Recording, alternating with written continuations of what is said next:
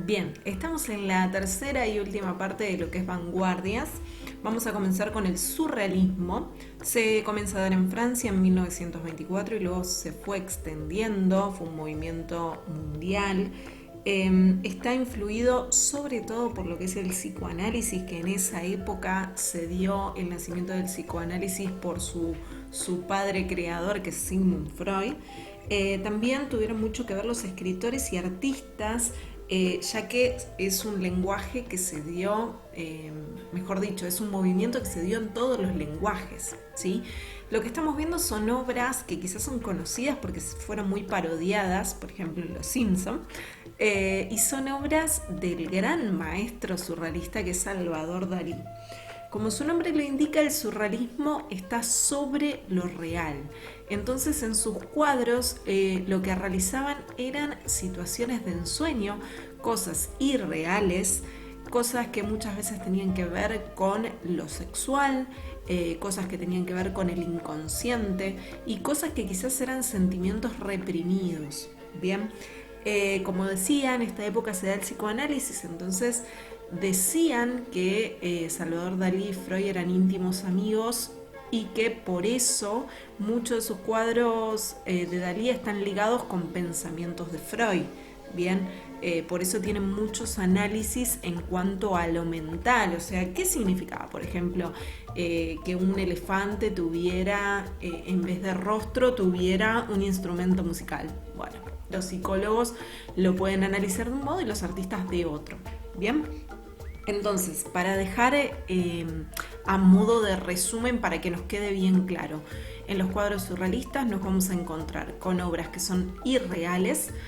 En la mayoría de los casos nos vamos a encontrar con espacios abiertos o con paisajes que son adornados, ¿sí? O que son rellenos con personajes que por lo general no son reales o que tienen partes de su cuerpo que no son reales, y que la paleta que utilizan en cuanto a color, por lo general se destacan los colores pasteles, pero hay de todo un poco.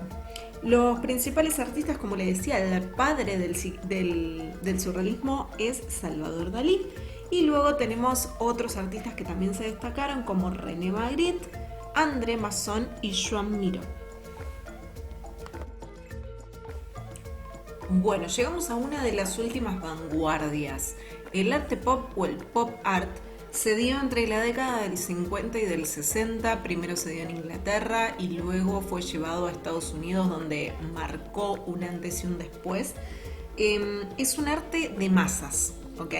Es un arte que llevó lo popular y tradicional desde las compras, productos que se originaban en las fábricas, lo llevó al arte de una manera muy particular.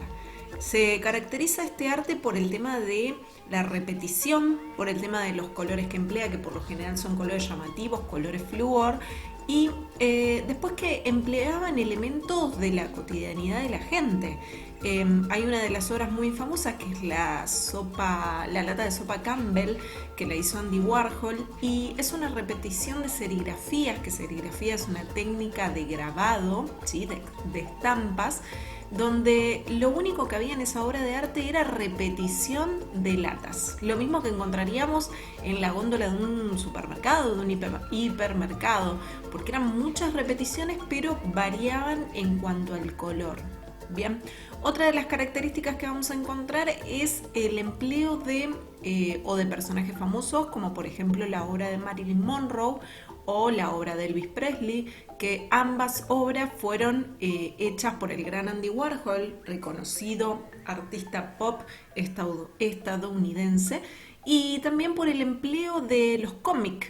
Bien, utilizaban personajes de cómic o los globos con onomatopeyas o cuadros que simbolizaban partes de historietas para representarlos como obras de arte.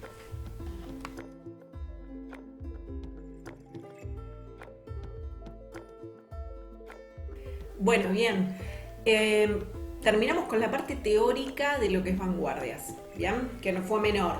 Vimos 6 vanguardias, igual hay muchísimas, y hay muchas que son muy parecidas entre sí porque se dan en la misma época en diferentes partes de Europa o en diferentes partes del mundo, pero principalmente en Europa.